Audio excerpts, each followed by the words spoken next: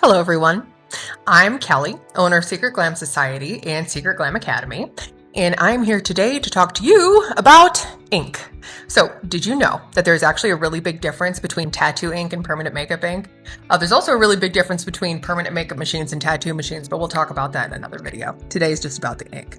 So, the main difference between tattoo ink and permanent makeup ink is the sources from where those colors or pigments come from. So, pigments fall into one of two categories. Either they are organic or they are inorganic. So, we're going to talk about those differences and what that means for permanent makeup. So, the characteristics of organic pigment is that they tend to be brighter, they tend to last longer, they have a smaller particle size, which is going to be important. I'm going to tell you why in just a little bit. They are made from carbon. They're made from things that used to be alive, things like plants. They are less easily broken down by your immune system, which gives them that long-lasting staying power.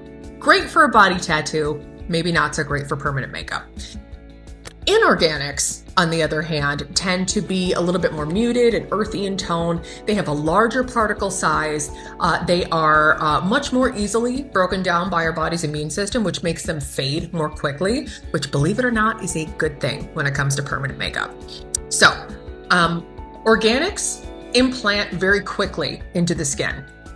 And it's because of that smaller particle size. They're able to kind of, just fit through real nice and easy.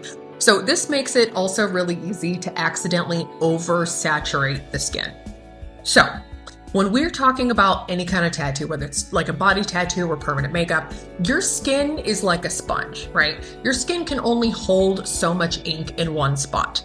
We typically want our body tattoos to last and be really vibrant, where the reason that's not so great for permanent makeup is because how the body works and how the body heals things. So because our bodies are less able to break down organic pigments, this is where we get ink. We've all seen like 30-year-old tattoos that get like really kind of fuzzy. Their lines get less crispy. Because even though they are less easily broken down, your body is always going to be working at it. So the reason tattoos get fuzzy and kind of spread over time is because your white blood cells, your macrophages, are always working at removing that ink, because your body knows it's a foreign body, right? What your body can't remove, it holds into place, right? So good for tattoos, good for regular tattoos, not so great for permanent makeup. And the reason is because as we age, our hair color changes. Maybe we dye it a lot and we decide someday we don't want to dye it anymore. We want to have, if we're a natural blonde, maybe we don't want like super dark brown brows. And also styles and trends change over time. Like we all know the difference between like 90s brows and 2016 brows, right? We want permanent makeup to fade, right? Instead of stay and spread, if that makes sense. So the other thing with organics, we're talking about oversaturating the skin. Things can only, like a sponge is only going to take so much liquid, right? Your skin is only going to take so much ink. So when it comes to wanting to change your brows over time, or really any permanent makeup, if we want to change that over time, organics, not only is it really easy to get a lot of ink in there at once, but they're also more resistant to laser removal because of their particle size. So because those sizes are so small, the waves of the laser as it's going through your skin miss a lot of those particles. So it's going to take a lot more sessions, a lot more money to get those removed so that you can do something else with them. Now, inorganics, they take longer to implant because of their particle sizes are larger. That is a good thing, because we don't want to accidentally put too much ink at once and get like rubber stamp looking brows. We want our permanent makeup to be light and airy and natural, right? It also tends to hold color better over time. Organics tend to be a little bit more reactive to sunlight, which is why sunscreen is really important, really for any kind of tattoo. But they tend to shift in their colors over time. Inorganics tend to stay more true to their color over time, but they do fade more quickly. Now, there are a couple other things that we'll talk about, especially when it comes to carbon black. Okay, so let's take a look at my notebook here. Let's see what we got. So whenever we are talking about permanent makeup ink, they fall into one of two categories typically. Typically, you are going to see hybrid pigments, which try to marry the best of both worlds. Things like Permablend and Tina Davies are hybrids. And then you will see exclusively inorganic lines like biotech.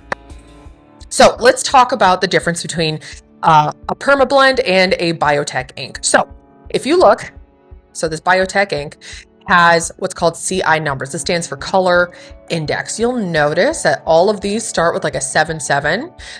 We know that these are inorganics because anything that's 77,000 or higher, it's an inorganic. So permablend here, that go-to brown, again, it is a hybrid. So you're going to see we got some sevens in there, but then we have some other numbers. Anything 76,999 and lower, we know that that's organic.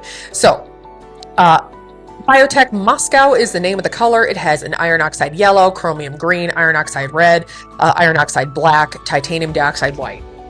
Permablend's go-to brown, that's the name of the color, has, I'm not even going to attempt to pronounce like this one or this one because I'm not trying to embarrass myself today, but it's still made up of yellows, reds, black, and white.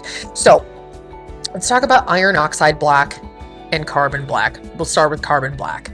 Carbon black, we see it labeled on these bottles either as black number 7 or by this number 77266, the color index number. It behaves like an organic pigment, even though technically it is inorganic. So again, we know by the number, right?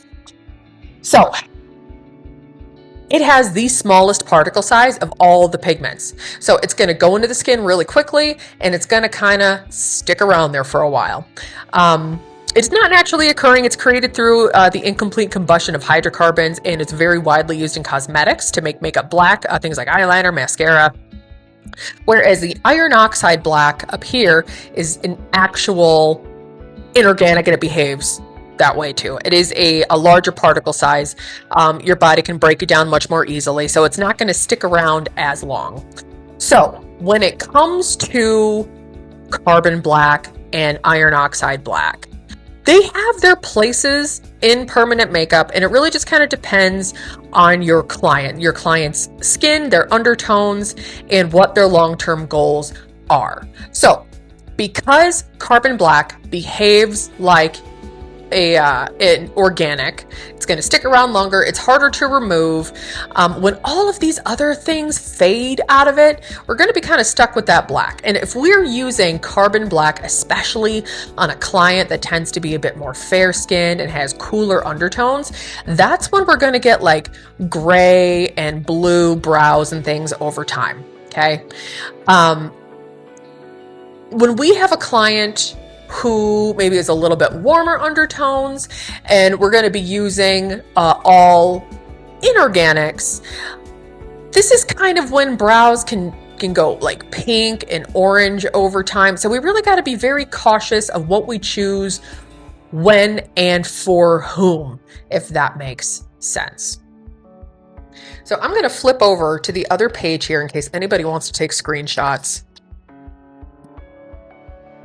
But again, all the major characteristics of organic versus inorganic. If you are going to use a pigment line that has carbon black or that is heavy in organics, always dilute that stuff, okay? So you want to be able to slowly build up that color over time instead of accidentally oversaturating and just making your client's life a mess. Inorganics are always a little bit safer because, again, they take longer time to implant. You're going to build up that color more slowly, and they're going to fade more quickly, which again gives you more flexibility in consideration of things like hair color changes and style changes, things like that. So I hope this was helpful for you guys. If you want to learn a little bit more, please feel free to reach on out, talk to me. Or if you are interested in joining the industry, you could also take my class. All right, y'all. We'll talk to you later. Bye.